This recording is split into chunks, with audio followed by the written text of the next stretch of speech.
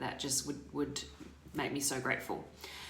So we go through a great deal of our lives relying on others to actually fuel our happiness and our well-being. Now, of course, this was fundamental when we were babies and children. We didn't have our brain power to actually really look after ourselves, and we didn't have the resources, right? We didn't go out and earn money, and we relied on our parents, and that's completely fine. But at some point in our life, we grew up and we were able to look after ourselves from a, brick and mortar point of view. We were able to, get food on the table for ourselves, earn our own money, get a roof over our head. So that's all great. Most people manage to succeed in that, but there's a large portion of our society, and we fall into it all at some points in our life, where we've still got that codependency on others. Maybe it's our parents, maybe it's our spouse, maybe it's on our best friend, maybe it's on our sibling, or maybe it's just anyone that we come across, that codependence on other people to actually make us feel good or make us feel okay about certain things in our lives. And it's just got to stop. We have to really understand that we have 100% control over how we respond to things that happen to us. Now, I'm not saying I'm perfect at this. I am dealing, I have to work on this stuff all the time. So I just share with you things that, have helped me to become a more resilient person. So we have to start taking our own responsibility. So something I learned from Kerwin Ray last week, the course I went to, was the person with the greatest level of consciousness has the greatest level of responsibility. To respond to in the moments that matter. So what I mean is, once you become aware of different things that can give you certain emotional reactions in this life, then it's completely up to you to manage that. It's not up to somebody else. So it's no one else's responsibility to be fully conscious of your stuff. Once we become conscious of it, then it's our job to be responsible with it and own it. As soon as you give another person that responsibility, then you lose your ability to navigate your triggers and your emotions. For example, she knows that upsets me when she talks about that. So why does she keep talking about it? Or, he hurt my feelings, which is something that we're taught on the schoolyard, right?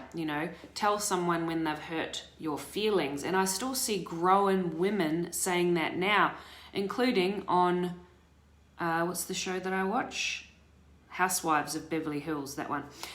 We all lived in more of a bubble of personal responsibility. Imagine all these bubbles floating around where we're completely responsible for everything we see, hear, and feel. Then I believe the world would be actually a better, happier place, don't you? What else? So again, I'm not saying that we cannot become victims in a situation, but we can develop that victim mentality where no responsibility is taken for how we choose to respond. So some tips to leave you with today. Ask yourself things like this: what did I create today? And be open about understanding that you create the positives, the neutrals, and the negatives. Okay, so what did I create today? And that's just going to keep getting you into that mindset that you create everything in your life. Again, not the random things that just happen to us that are fair or unfair, or I don't even like to say fair or unfair. But again, we choose to create how we respond to those things. You can ask yourself, what can I choose from this situation? So for example, today at CrossFit, somebody told me that I had a hole in my tights at the butt area. Okay, so, I could have been absolutely mortified. I'd been bending over for half an hour.